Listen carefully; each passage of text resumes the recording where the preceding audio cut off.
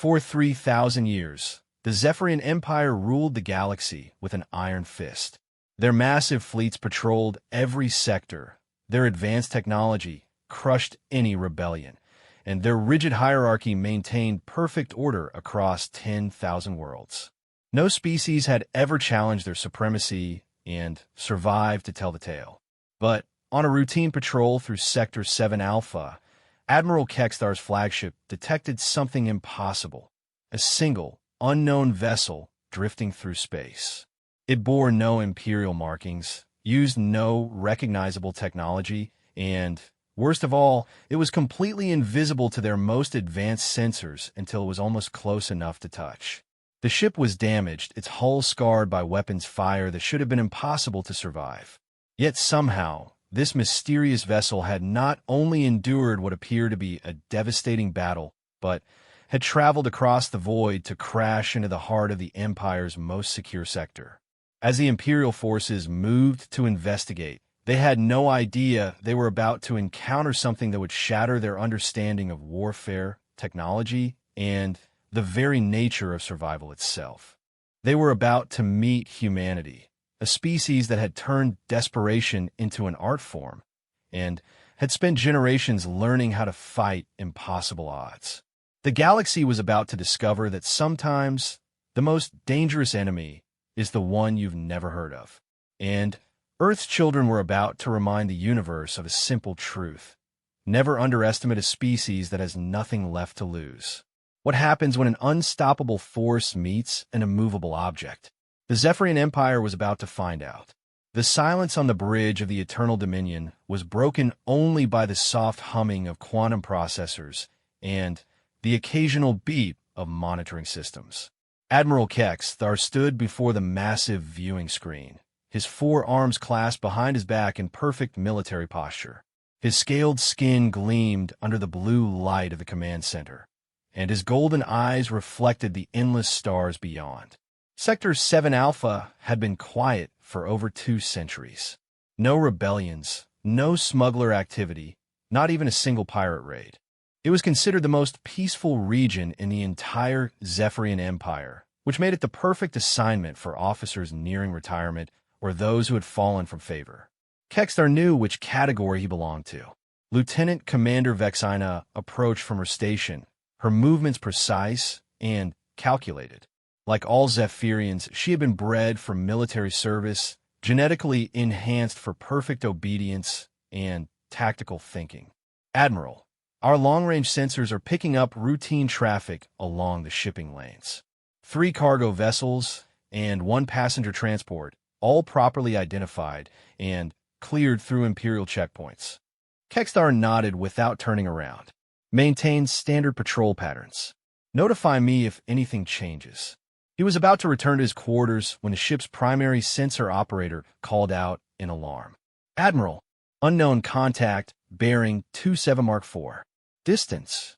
Sir, I'm getting conflicting readings. The bridge erupted into controlled activity as officers rushed to their stations. Kextar spun around, his golden eyes narrowing. Explained conflicting readings, officer next door. The young Zephyrian's clawed fingers danced across his console, his face showing confusion that would have been unthinkable in a properly trained Imperial officer.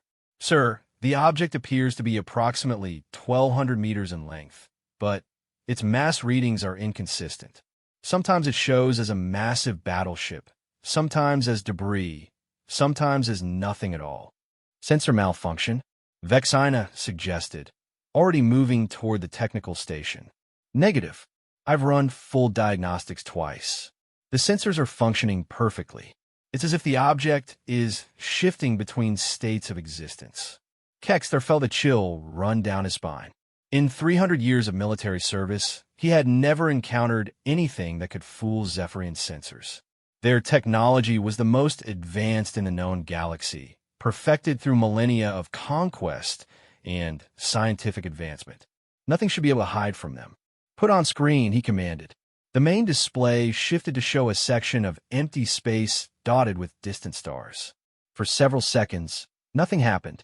Then, like a ghost materializing from the void, a shape began to form.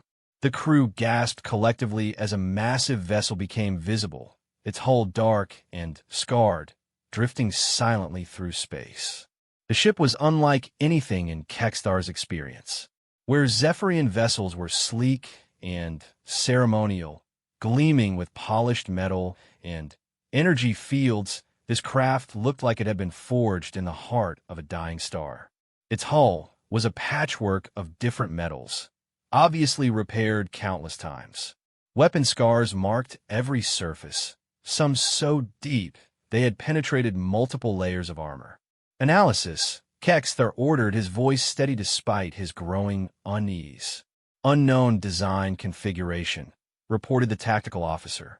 The hull appears to be constructed from multiple different alloys, many of which don't match our material databases. Power signatures are minimal, but life support appears to be functioning. Weapon status? Difficult to determine, sir. The ship's configuration suggests it was designed primarily for combat, but most systems appear to be offline or severely damaged. Kekstar studied the mysterious vessel. Its design was crude compared to Zephyrian engineering, yet there was something unsettling about it. The way it had appeared, invisible to their sensors until the last moment, suggested technology they didn't understand. Any response to our standard hails? Negative, Admiral. No response on any frequency.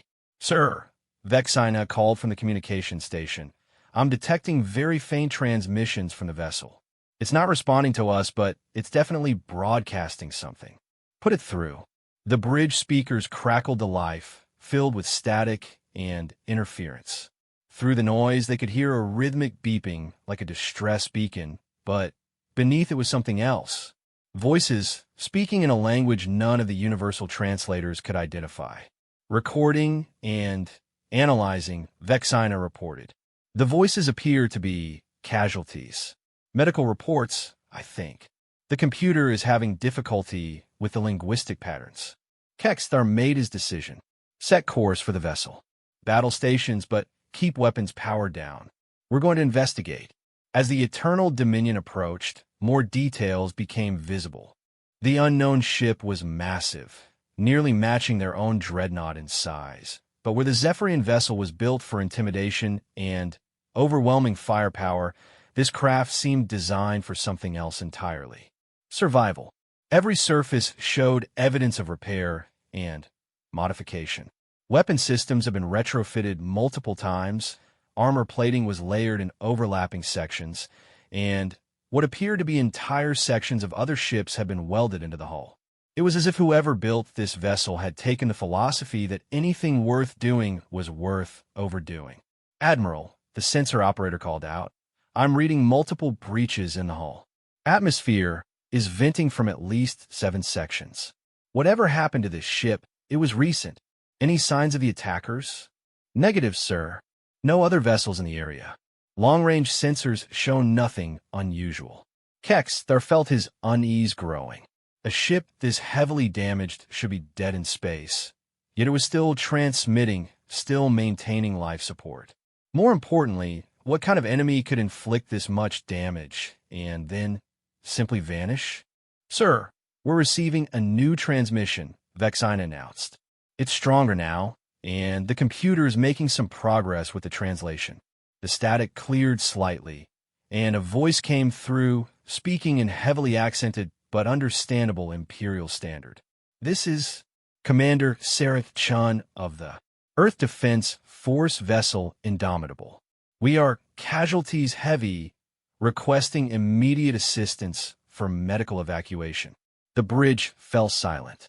Every officer turned to look at Admiral Kekstar, their faces showing the same confusion he felt. Earth wasn't in any of their star charts.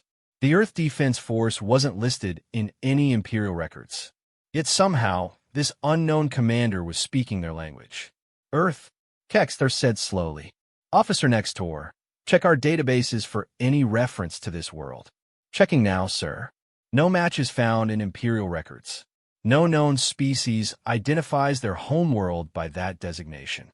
Sir, Vexina interrupted. The transmission is continuing. The voice came through again, weaker now. If anyone receives this, tell them the hegemony came out of nowhere. 50 ships, maybe more. We held them off, gave the evacuation fleet time to escape, but we couldn't. God help us, they just kept coming. Kexthar felt ice in his veins. The hegemony. The name wasn't in their databases either, but any force capable of fielding 50 ships against what was clearly a formidable opponent was a threat the Empire needed to know about. Admiral, what are your orders? Vexina asked. Kexthar stared at the damaged ship on his screen. Every instinct told him to maintain distance, to report this to High Command, and let them decide how to handle it. But the strategic implications were too significant to ignore. If there was another major power in the galaxy, one capable of building ships that could hide from Zephyrian sensors, the Empire needed to know about it immediately. We're going aboard, he decided. Full boarding party, armed but not aggressive. Medical team, standing by. I want to know who these humans are and where they came from. The docking was unlike anything the Zephyrian crew had experienced. The unknown ship's hull was so heavily armored that their cutting tools could barely penetrate it, and even then, they discovered layer after layer of emergency barriers and redundant systems. Whoever built this vessel had been very concerned about survival. Finally, after 2 hours of careful work, they established an airlock seal. Admiral Kexthar led the boarding party himself, accompanied by Vexina, a full security detail, and their best medical team. The interior of the ship was a maze of corridors that seemed to serve multiple purposes. What appeared to be weapon storage was also used for food supplies. Medical bays doubled as engineering workshops. Everything was built with a kind of practical efficiency that prioritized function over form. They found the first bodies near the main entrance. The creatures were bipedal, roughly the same height as Zephyrians, but broader through the chest and shoulders. Their skin was a pale pink color, and they had only 2 arms each, but what struck Kexthar most was the expression on their faces. Even in death, they looked determined, defiant. These are the humans, Vexina asked, scanning one of the bodies with a medical device. Presumably. Note the physical modifications. Kexthar pointed to what appeared to be technological implants integrated into the creature's nervous system. Enhanced reflexes, improved sensory input, reinforced bone structure. These beings modified themselves for combat. They continued deeper into the ship, finding more evidence of the desperate battle that had taken place. Blast marks scored the walls. Emergency barriers had been deployed in dozens of locations, and every intersection was fortified as if the crew had been prepared to fight for every meter of their own ship. Finally, they reached the bridge. It was smaller than a Zephyrian command center, but packed with more tactical displays and weapon control systems than seemed possible. In the center, slumped over a console, they found her. Commander Sarah Chun was still alive, barely. Her dark hair was matted with blood, and her uniform was scorched and torn, but her eyes were alert and focused. When she saw the Zephyrian boarding party, her hand moved instinctively toward a weapon before she seemed to recognize they weren't her enemies. "You're not hegemony," she said in that same accented Imperial standard. "Thank God. Are there others? Did any of our ships make it out?" Kexthar approached slowly, his hands visible and empty. "I am Admiral Kexthar of the Zephyrian Empire. Your vessel was detected in our space. We are here to render assistance." Sarah Chun tried to sit up straighter, wincing with pain. "Empire? Never heard of you. But if you're here, that means wait." Her eyes narrowed as she studied Kexthar's appearance. "You're not from any of the Alliance species." "Alliance." Vexina stepped forward with her medical scanner. "Commander Chun, you appear to have significant internal injuries. Please allow us to treat you while we talk." Sarah waved off the medical attention, her focus entirely on Kexthar. "How long have we been drifting? What year is this by the Galactic Standard Calendar?" "By Imperial reckoning, it is the 3847th year of the Zephyrian Age." "I'm not familiar with your Galactic Standard Calendar." The human commander's face went pale. She stared at him for a long moment, then began to laugh. It was a bitter, exhausted sound. 3,000 years. We've been running for 3,000 years. and we end up in the territory of an empire we've never heard of. Kextar exchanged glances with Vexina. Commander, I need to understand what happened here. You mentioned the hegemony, an evacuation fleet. Tell me about this conflict. Sarah Chun closed her eyes for a moment, gathering her strength. When she opened them again, Kextar saw something that surprised him. Not defeat, not despair, but a kind of grim determination he had never seen before. The hegemony controls most of the galaxy, she began. They've been expanding for millennia, absorbing or destroying every species they encounter. Earth was just another target, but we fought back. The whole human race, every ship, every weapon, every life. We made them pay for every system they took. And you lost, Vexina observed. We lost our homeworld, Sarah corrected. But we never surrendered. The evacuation fleets scattered across the galaxy, and we've been fighting a running war ever since. Hit and run tactics, guerrilla warfare, making their expansion as costly as possible. She gestured to her damaged ship. This was a rearguard action. We held them off long enough for a refugee fleet to escape. Kextar was beginning to understand the implications. How many ships in this refugee fleet? About 2 million civilians. Maybe 300 warships for escort. Sarah's voice was steady, but Kextar could see the exhaustion in her eyes. They're heading for the outer rim, looking for somewhere safe to rebuild. And the hegemony? Are they pursuing? Sarah Chun smiled, and it was not a pleasant expression. Admiral, the hegemony has been trying to eliminate humanity for 3,000 years. They've conquered 1,000 species, absorbed their technology, turned their own people against them. But they've never dealt with anything like us before. What makes humans different? We don't know how to quit. Sarah's voice grew stronger as she spoke. Every other species they conquered fought until it wasn't practical anymore, then surrendered to preserve their people. Humans fight until there's nothing left to fight with, then we improvise something new. They destroy our shipyards, we build new ones in asteroid fields. They conquer our colonies, we turn them into resistant cells. They think they can wear us down, but they don't understand what they're dealing with. Kextar felt a chill of recognition. He had spent centuries studying military history, and he knew the signs of a truly dangerous enemy. It wasn't the ones with the biggest weapons or the most advanced technology. It was the ones who never gave up, no matter how hopeless the situation became. Commander, he said carefully, this hegemony. How large is their military force? Massive. Millions of ships, maybe tens of millions. They've been building for longer than recorded history. But here's the thing, Admiral. Sarah struggled to her feet, refusing Vexina's assistance. Numbers don't matter if you can't pin down your enemy. And humans have had 3,000 years to get very, very good at not being pinned down. You're saying you could defeat this force? I'm saying we will defeat this force. The only question is how long it takes, and how much of the galaxy survives the process. Sarah looked directly at Kextar. The question for you is whether the Zephyrian Empire wants to be part of the solution or just another target. The Admiral felt a moment of offense at the suggestion that his mighty empire could be threatened by any force. But as he looked around at the human ship, his certainty wavered. This vessel had taken damage that should have destroyed any known spacecraft, yet it was still operational. Its crew had fought to the last breath against impossible odds, and their commander was already planning the next battle. Perhaps, he said slowly, we should continue this conversation aboard my ship. My medical facilities are more advanced, and we have much to discuss. Sarachin nodded. Admiral, before we go anywhere, I need to ask you something important. Has the hegemony made contact with your empire? No, we have no record of any force by that designation.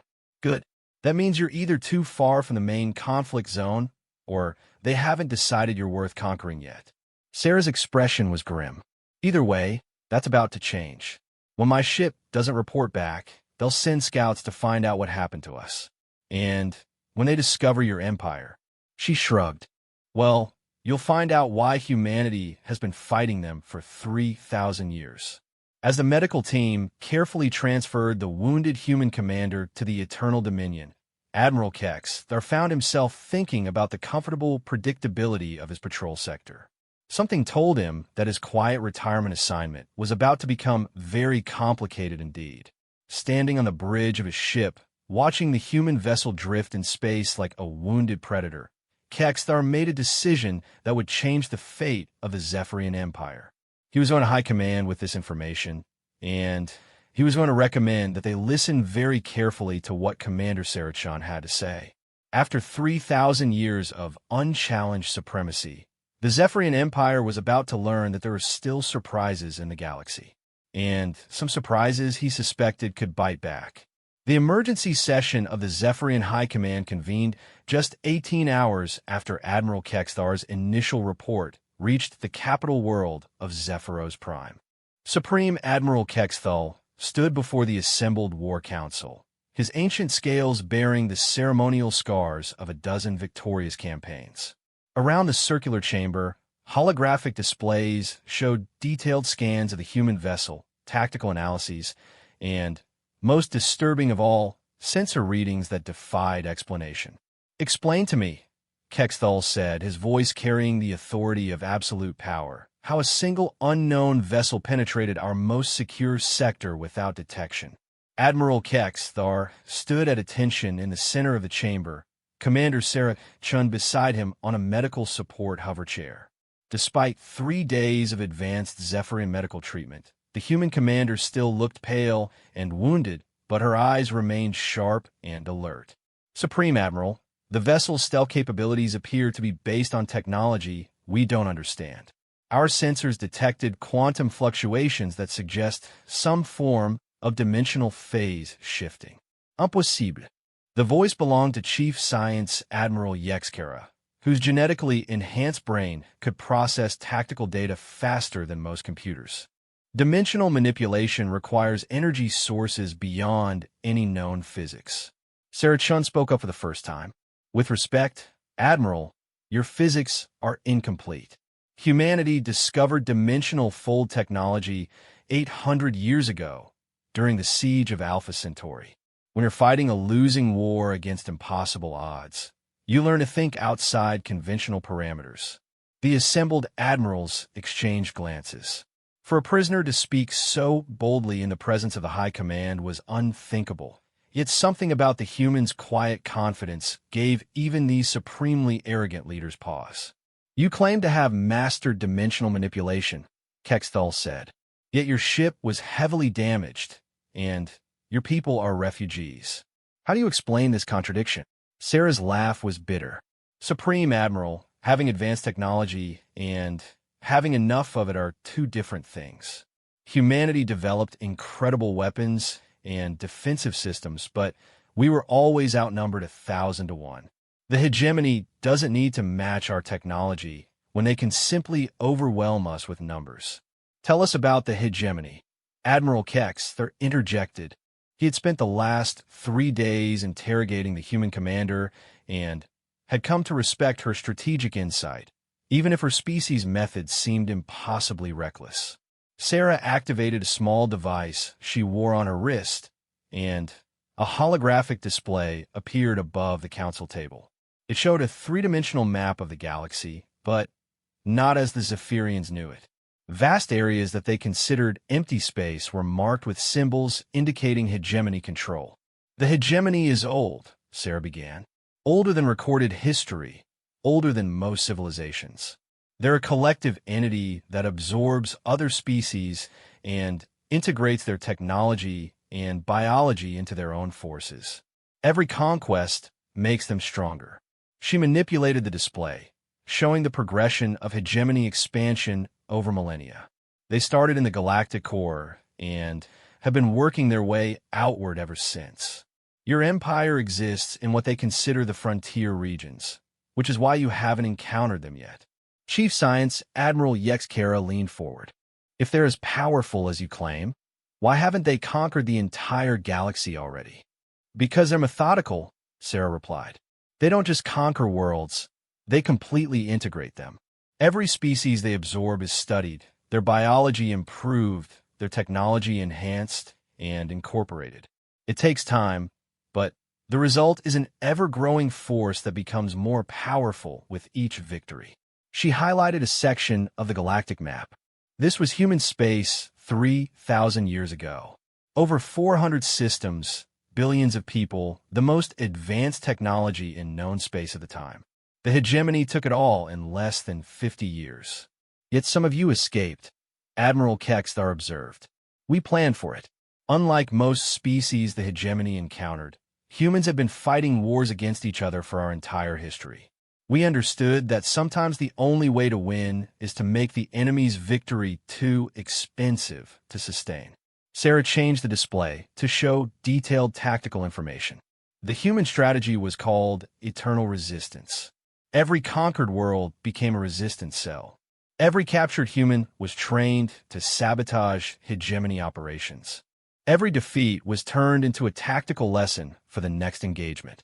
Supreme Admiral Kexthal studied the data with growing unease. You're describing a military doctrine of perpetual warfare. Yes, when your entire species faces extinction, you don't worry about conventional military ethics. Humanity became a virus in the hegemony system, constantly evolving, always adapting, never giving up.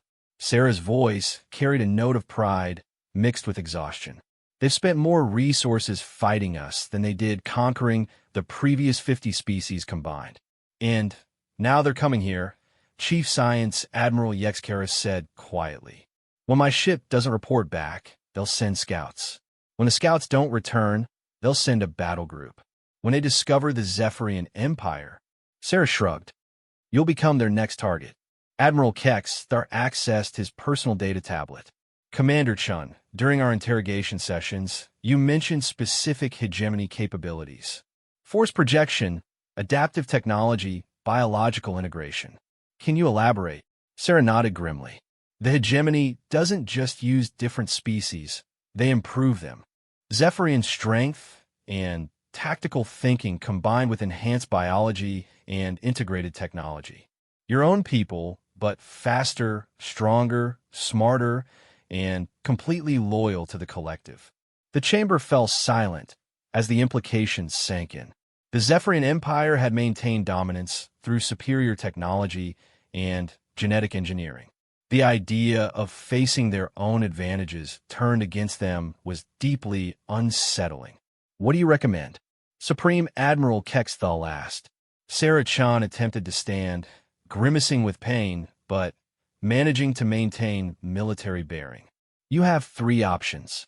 First, surrender immediately. Offer to join the hegemony voluntarily. They'll probably let most of your population live, though they'll be absorbed into the collective.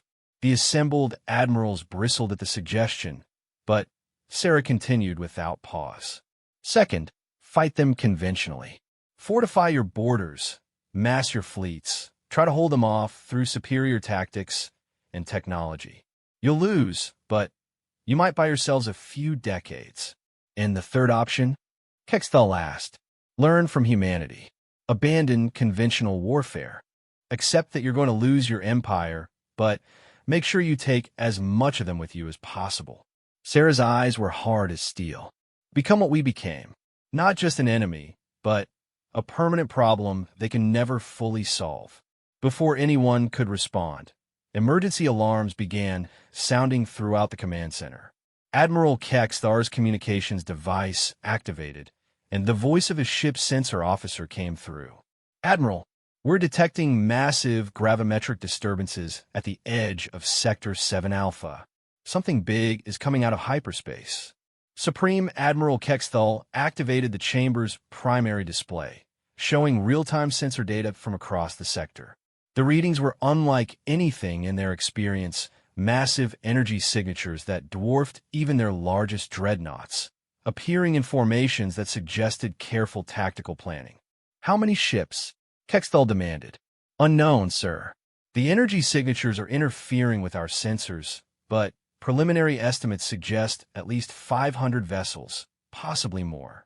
Sarachin looked at the display and nodded grimly. Hegemony Battle Group. They found my ship faster than I expected. She turned to Admiral Kexthar. How long until they reach inhabited systems? At standard approach velocity, approximately 6 hours to the outer colonies. They won't use standard approach. Hegemony tactics prioritize speed and overwhelming force. 3 hours, maybe less. Sarah activated her wrist device again, this time accessing what appeared to be encrypted human military files. Admiral, I need to contact your fleet commanders immediately. That's impossible. You're a prisoner of war. No, I admit it. I'm your best chance of survival. Sarah's voice was urgent now. The hegemony doesn't send scouts. They don't negotiate. They arrive, they assess, they conquer. If you want any chance of preserving your empire, you need to listen to someone who's been fighting them for 3,000 years. Supreme Admiral Kexthal made a decision that went against every protocol in Imperial military doctrine. Grant her access to tactical communications. All admirals implement emergency protocols. Mobilize every available vessel. Over the next 2 hours, the Zephyrian Empire prepared for war with an efficiency that impressed even Sarachan. Fleets that had been scattered across dozens of systems converged on strategic positions. Defense platforms powered up weapons that hadn't been fired in anger for centuries. Every military academy graduated its senior students early to fill crew positions.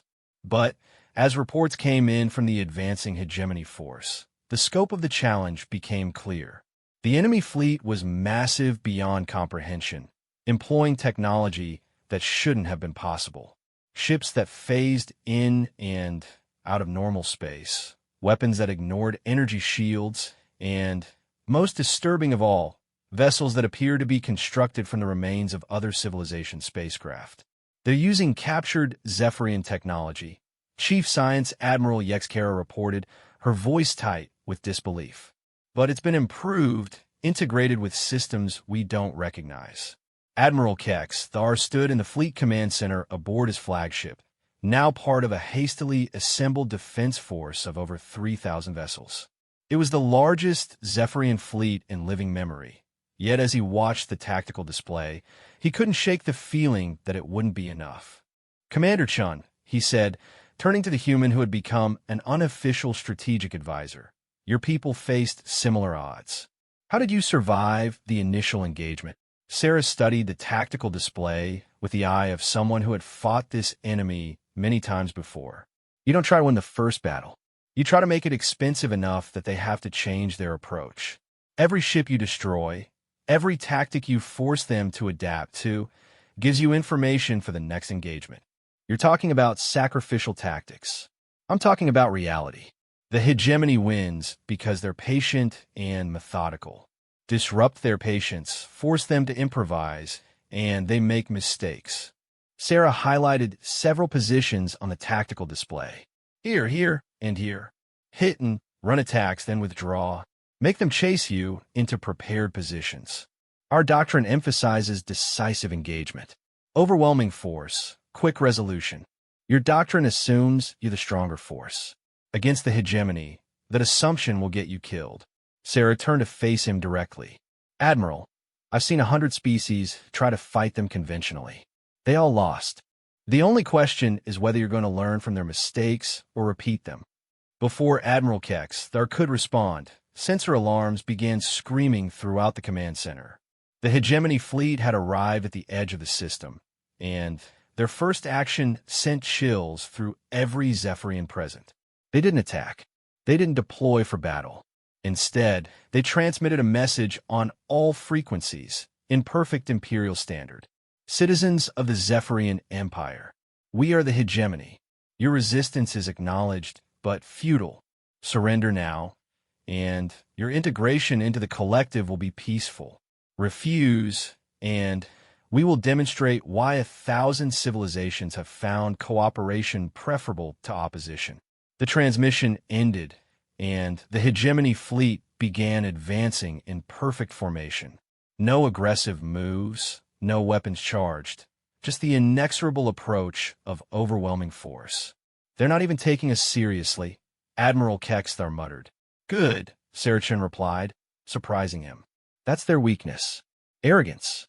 They've conquered so many species that they expect the same pattern. Initial resistance, overwhelming demonstration of force, surrender, integration. They're not prepared for an enemy that doesn't follow the script. She activated the communication system. Admiral, patch me through to all fleet commanders. Commander Chun, you don't have authority to... Admiral, in about 30 minutes, the most dangerous military force in galactic history is going to try to conquer your empire. You can worry about protocol, or you can listen to the only person in your fleet who knows how to fight them. Sarah's voice was calm, but carried an undertone of absolute certainty. Admiral Kexthar looked around the command center, seeing his own uncertainty reflected in the faces of his staff. Then he nodded. Open a channel to all ships. Sarah Chen's voice carried across the entire Zephyrian fleet. All ships, this is Commander Sarah Chun of the Earth Defense Force. You're about to face an enemy that has conquered 1,000 worlds. They expect you to fight like every other species they've encountered. They expect formations, tactics, and strategies that prioritize preservation of your forces. She paused, letting the words sink in. Instead, you're going to fight like humans. Every ship is expendable if it takes enemies with it. Every sacrifice is worthwhile if it teaches us something new about their capabilities. Every defeat is just information for the next battle. All ships, Admiral Kexthar added, implement Shin Protocol, harassment, and withdrawal tactics. Make them pay for every meter of space. As the Zephyrian fleet began implementing tactics that went against millennia of military tradition, Sarah Chun watched the tactical display with grim satisfaction. The hegemony had encountered human refugees before, but they had never faced a major galactic power that was willing to learn from humanity's hard-won experience. Commander, Admiral Kexthar said quietly, what are our actual chances? Sarah Chun was quiet for a long moment, watching the massive enemy fleet approach. Admiral, 3,000 years ago, humanity faced the same question. Our chances were exactly zero. We fought anyway, and we're still fighting. That's the only victory that matters against an enemy like this. As long as we keep fighting, we haven't lost. She turned to face him with eyes that had seen too many battles and too many defeats. The question isn't whether we can win. The question is whether your people can learn to survive long enough to make winning possible. The first exchange of fire was about to begin, and with it, the Zephyrian Empire's introduction to a style of warfare that would challenge everything they thought they knew about military strategy. The galaxy's most comfortable and confident civilization was about to discover what desperation could teach them about survival. 6 months after the first hegemony incursion into Zephyrian space, Admiral Kexthar stood in what had once been the luxurious command center of the Eternal Dominion. Now, the polished surfaces were scorched and patched, the elegant holographic displays replaced with crude but functional human technology, and the ceremonial elements of imperial design stripped away in favor of pure military efficiency. The ship itself had been transformed beyond recognition. Human engineers, working alongside Zephyrian technicians, had retrofitted every system for guerrilla warfare. The hull was covered in ablative armor scavenged from destroyed vessels. Weapon systems have been upgraded with captured hegemony technology, and, most importantly, the entire vessel could now phase shift using modified human dimensional drives. Status report, Kexthar said, his voice carrying the exhaustion of someone who had learned to fight an impossible war. Commander Sarah Chun, now wearing a modified Zephyrian uniform with human resistance patches, looked up from her tactical display. The months of continuous combat had changed her as much as it had changed the Empire. Her injuries had healed, but her eyes held the weight of decisions no military officer should have to make. Hegemony expansion has stalled across 7 sectors, she reported. They've committed over 15,000 ships to pacifying Zephyrian space, but our resistance cells are making every conquered system too expensive to hold. Lieutenant Commander Vexena, now sporting cybernetic implants that would have been unthinkable for a purebred Zephyrian 6 months ago, added her own report. The integration of human tactics has spread throughout the remaining fleet. Over 60% of our ships have been modified for dimensional phase capabilities. Admiral Kex studied the strategic display showing the current state of the war. The Zephyrian Empire, as it had existed for 3 millennia, was gone. Half their systems were under hegemony control, their capital world was in ruins, and their military doctrine had been completely abandoned. Yet somehow, they were not defeated. The hegemony is adapting, Sarah warned, manipulating the display to show recent enemy movements. They're starting to deploy countermeasures against our phase-shifting technology. More importantly, they're beginning to understand that we're not following their expected conquest pattern. She highlighted several systems where hegemony forces had recently withdrawn. They've pulled back from 3 sectors in the last month. That's unprecedented in their military history.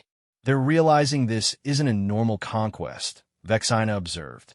We're not trying to preserve territory or protect resources. We're trying to make them regret starting this war. The transformation of Zephyrian military thinking had been painful, but necessary. Traditional imperial doctrine emphasized the preservation of ships, the protection of territory, and the maintenance of clear command structures. Human doctrine emphasized none of these things.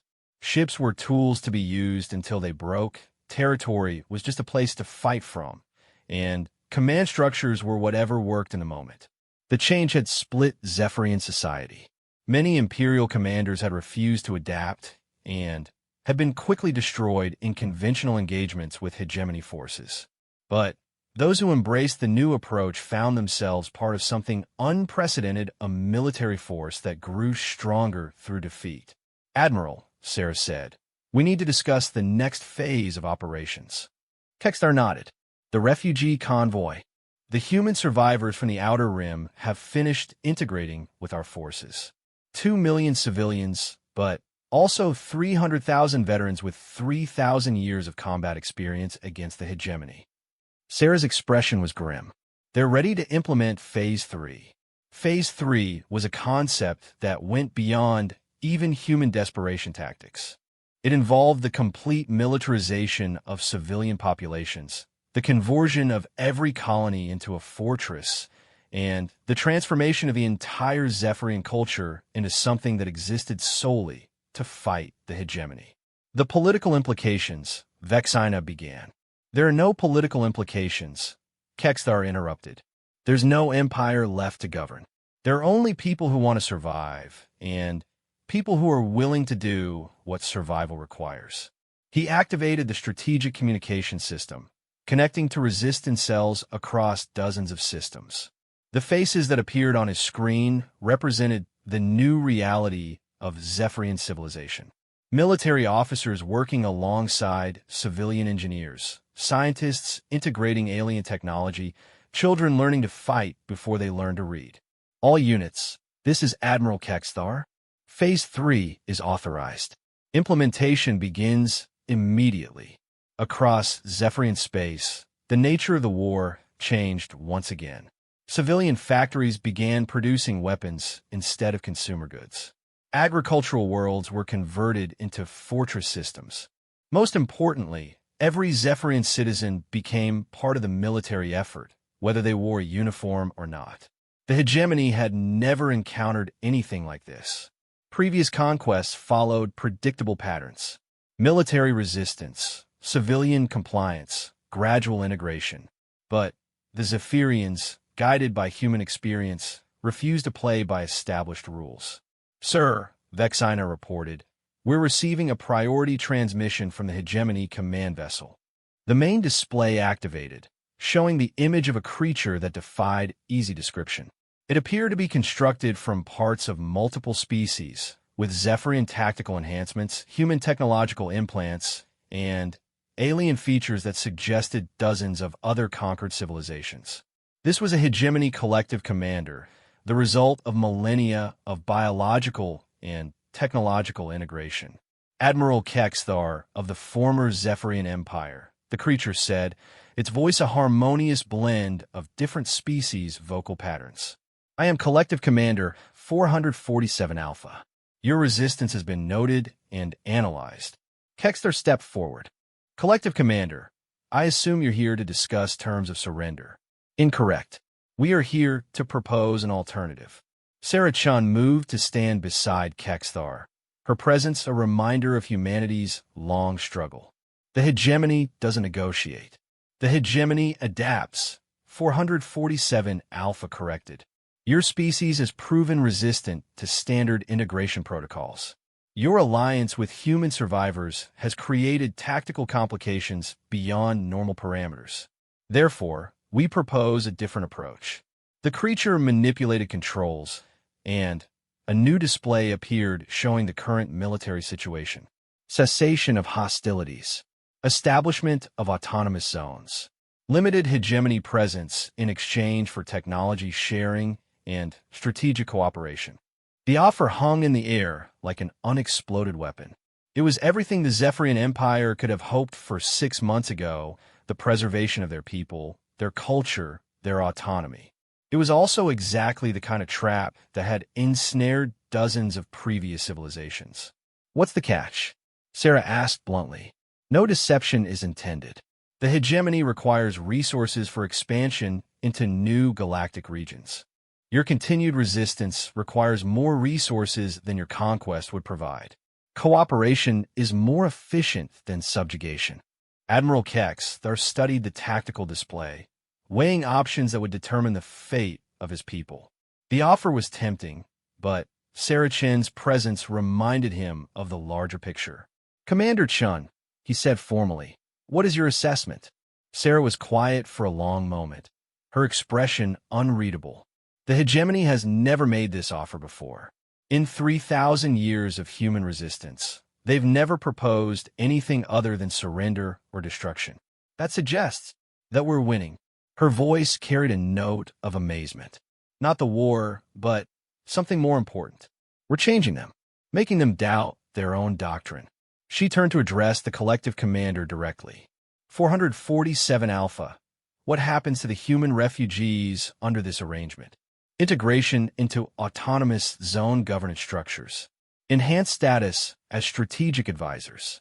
Preservation of cultural identity within acceptable parameters. And, if we refuse your offer, escalation. Deployment of resources previously reserved for core sector expansions. Total military commitment to this region. The threat was clear, but Sarah Chun smiled, and it was not a pleasant expression. Admiral, do you know what the hegemony just told us? Explain. They said they're scared. Sarah's voice carried the satisfaction of someone who had waited 3,000 years for this moment. They're offering to negotiate because we've made conquest too expensive. They're threatening escalation because their current approach isn't working. She activated her own communication device, connecting to human resistance cells throughout the galaxy. All human units, this is Commander Chun. The hegemony has offered terms. Recommend refusal. Repeat, recommend refusal. Admiral Kexthar understood the implications immediately. You're choosing continued war over peace. I'm choosing victory over survival. Sarah's eyes were hard as steel. Admiral, your people learned to fight like humans. Now it's time to think like humans. This isn't about preserving the Zephyrian Empire. This is about making sure the hegemony never conquers another species. She turned back to the collective commander. 447 Alpha. Here are our terms. Complete withdrawal from all occupied systems. Reparations for damages inflicted. And formal recognition of the right of all species to resist hegemony expansion. The creature's expression was unreadable, but something in its posture suggested surprise. Those terms are unacceptable. Then we continue fighting. You cannot win through military action. We don't need to win through military action, Admiral Kexthar said, finally, understanding the strategy Sarah had been building toward for months. We just need to make sure you can't win either. The transmission ended, and the command center fell silent. In the space of a few minutes, they had rejected the first negotiated settlement in hegemony history and committed themselves to a war without end. Sir, Vexenus said quietly, the political ramifications There are no political ramifications, Admiral Kexler replied. We're not politicians anymore. We're not even military officers in the traditional sense. We're something new. He activated the fleet communication system. All units, all resistance cells, all civilian populations. The hegemony has offered us surrender disguised as negotiation. We have refused. From this moment forward, we're no longer the Zephyrian Empire. We are part of something larger. Sarah Chun stepped forward. All human units, this is Commander Chun. Today marks the beginning of Phase 4. The Zephyrian people have chosen to join the Eternal Resistance. Together, we represent something the hegemony has never faced before. A coalition of species willing to fight forever. The response came immediately from across the galaxy. Human survivors, Zephyrian resistance cells, and even scattered remnants of other conquered civilizations who had managed to maintain hidden resistance movements. For the first time in galactic history, multiple species were coordinating active resistance against the hegemony. Over the following weeks, the true scope of the change became apparent. The hegemony, faced with coordinated resistance across multiple sectors, was forced to withdraw from several conquered systems to concentrate their forces. More importantly, their expansion into new regions slowed dramatically as resources were diverted to contain the growing rebellion. Admiral Kexler stood on the bridge of his transformed warship, watching sensor displays that showed hegemony forces retreating from yet another system. Status report. 17 systems liberated in the last month, Vexina reported. Hegemony expansion has stopped completely in 3 galactic regions. Most importantly, we're receiving communication from resistance movements and species we didn't know still existed. Sarah Chin looked up from her strategic planning station. The hegemony created their own worst nightmare. They conquered so many species that they forgot some of them never really surrendered. We just gave them permission to fight back. What are our casualty rates? Approximately 60% fleet losses over the last 6 months, Sarah reported matter-of-factly. But fleet strength has increased by 300% as human refugees and liberated populations join the resistance. It was a perfect example of human military thinking. Accept massive losses in exchange for strategic gains that made those losses worthwhile. The Zephyrians had learned not just to fight like humans, but to think like them. Admiral, Sarah said, I've been analyzing hegemony force deployments. They're making a fundamental error. Explain. They're trying to fight a conventional war against an unconventional enemy. Every time they mass forces to crush one resistance cell, 3 new ones appear. Every time they develop countermeasures against our technology, we adapt and innovate. She highlighted the strategic display. They've been conquering for so long that they've forgotten how to deal with an enemy that doesn't stay conquered. Admiral Kexler studied the galactic map, seeing the patterns Sarah was describing. The hegemony controlled vast territories, but those territories were becoming increasingly unstable as resistance movements grew stronger and more coordinated. You're saying we can actually win this war. I'm saying we've already changed the nature of the war. The hegemony isn't expanding anymore. They're trying to maintain control of what they have. For a civilization based on continuous conquest, that's the beginning of the end. As if to emphasize her point, alarm signals began sounding throughout the ship. But for the first time in months, they weren't warnings of incoming attacks. They were notifications of hegemony withdrawals from 3 more systems. Admiral Kexler looked around the command center at his mixed crew of Zephyrians and humans, all working together with the casual efficiency that came from shared purpose. 6 months ago, he had been a proud Imperial officer commanding a ceremonial patrol in the galaxy's quietest sector. Now, he was part of a rebellion that was reshaping the balance of power across known space. Commander Chun, he said formally, what are your recommendations for our next phase of operations? Sarah Chun smiled, and for the first time since he had met her, it was an expression of genuine hope rather than grim determination. Admiral, I recommend we start planning for the liberation of Earth. The words hung in the air like a promise. Earth, the mythical human homeworld, had been under hegemony control for 3,000 years. The idea of liberating it would have been impossible to consider just months ago. But then again, 6 months ago, the idea of the Zephyrian Empire abandoning millennia of military doctrine to fight alongside human refugees would have been equally impossible. Admiral Kex activated the fleet communications system one more time. All units, this is Admiral Kex. Set course for the Galactic Core. We're going to remind the hegemony why they should never have underestimated the power of species that refuse to surrender. As the combined human-Zephyrian fleet prepared to jump to hyperspace, Admiral Kex reflected on how much had changed. The comfortable, predictable galaxy he had known was gone forever. In its place was something far more dangerous, but also far more alive with possibility. The hegemony had made a critical error. They had encountered humanity's greatest weapon, not their technology, not their tactics, but their absolute refusal to accept defeat. And now they had taught that weapon to an entire galactic empire. The war was far from over, but for the first time in 3,000 years, the hegemony was no longer the only force shaping the galaxy's future. And that, Admiral Kex realized, was a victory worth any price.